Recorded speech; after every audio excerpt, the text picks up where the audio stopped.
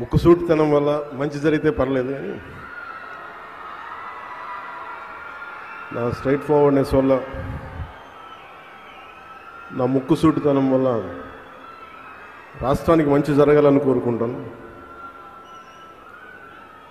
ఈ సందర్భంగా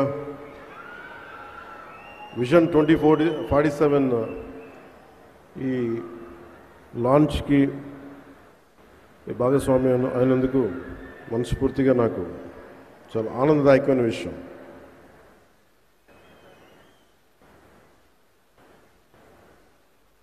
టీన్స్లో ఉన్నప్పుడు జీవితం పట్ల చాలా కళ్ళు ఉండే, చాలా నేర్చుకోవాలి, చాలా సాధించాలి అని రకరకాల సెల్ఫ్ హెల్ప్ బుక్స్ చదువుతున్నప్పుడు ఏదో ఒక బుక్లో ఎక్కడో చదివాను, what is your mission statement and right your mission statement. ఇక్కడి నుంచి ఒక 10 సంవత్సరాల తర్వాత, ఒక 20 సంవత్సరాల తర్వాత నువ్వు ఎలా ఉండాలి అని ఆ మిషన్ స్టేట్మెంట్ రాసుకున్నప్పుడు చాలా హాస్యాస్పదంగా ఉంటుంది. నేను చాలా పెద్ద నటుడిని అవ్వాలనో, లేదంటే ఒక సైంటిస్ట్ని అవ్వాలనో, ఒక అత్యంత అద్భుతమైన ఒక పారిశ్రామికవేత్తగా అవ్వాలనో, గొప్ప డాక్టర్గా అవ్వాలనో, ఒక మానవతావాదిగా అవ్వాలనో మనం రాసుకున్నప్పుడు చాలా హాస్యాస్పదంగా ఉంటాయి.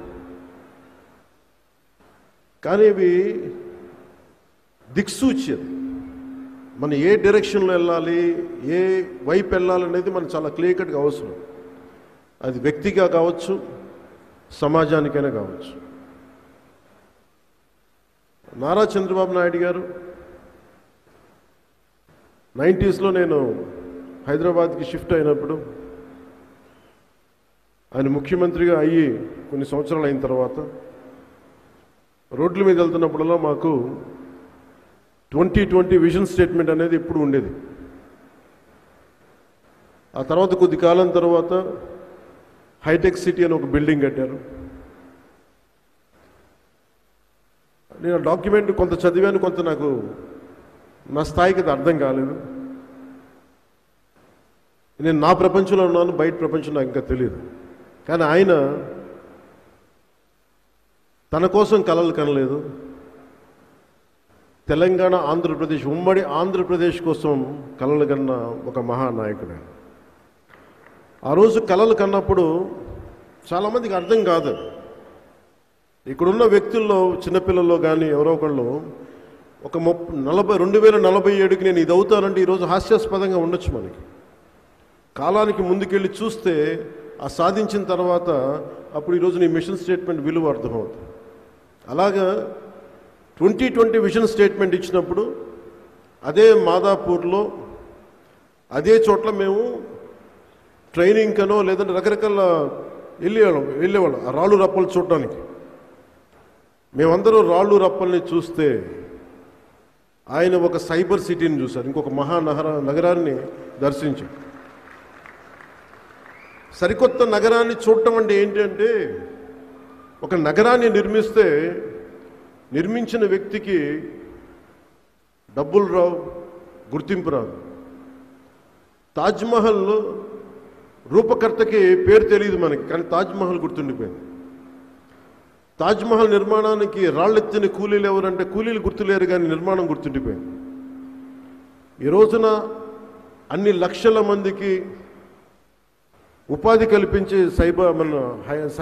సైబరాబాద్ కానీ, ఆ వచ్చిన బిల్డింగ్స్ కానీ, ఉపాధి అవకాశాలు కానీ, దాని రూపకర్త, దాని శిల్పి, దాని చీఫ్ ఆర్కిటెక్ట్ శ్రీ నారా చంద్రబాబు నాయుడు గారు.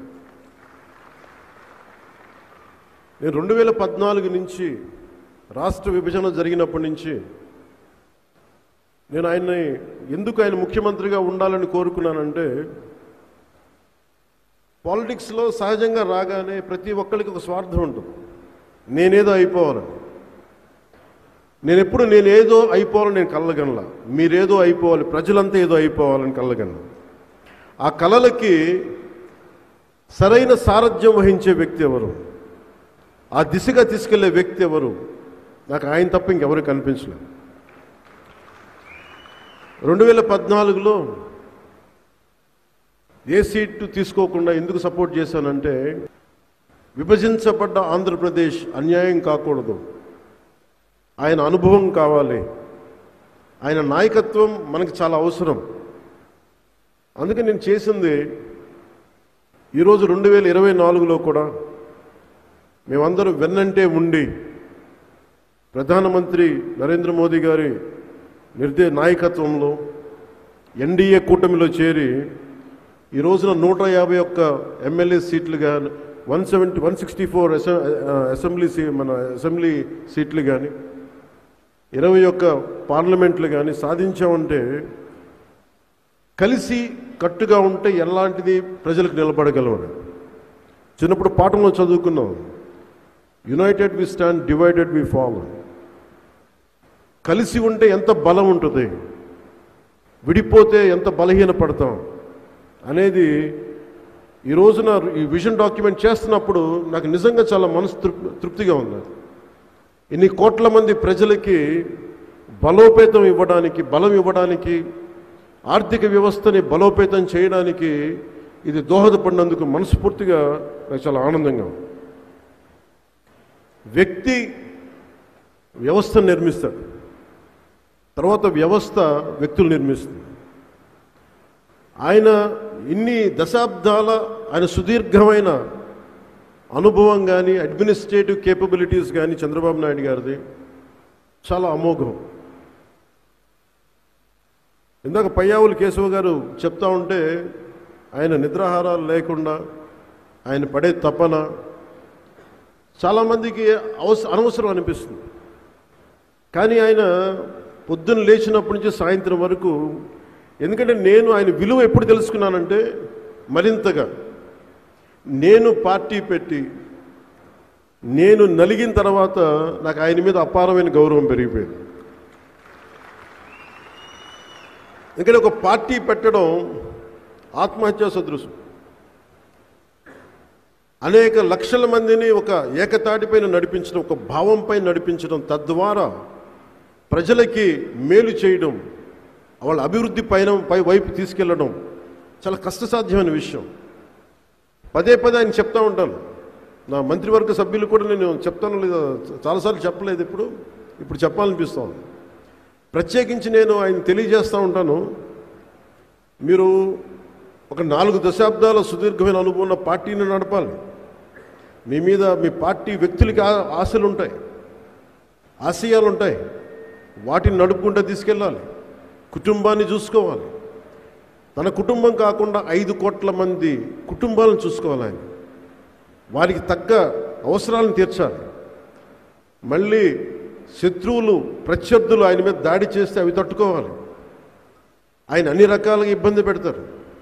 ఇవన్నీ తట్టుకుంటా ఉన్న 24 గంటల సమయాన్ని నిరంతరం 5 కోట్ల మంది ప్రజలకి ఎలాగ దాన్ని ఉపయోగించాలని ఆలోచించే విధానం చూస్తే నిజంగా మనస్ఫూర్తిగా నాకు ఆయనకి హ్యాట్స్ ఆఫ్ పలకాలనిపిస్తుంది.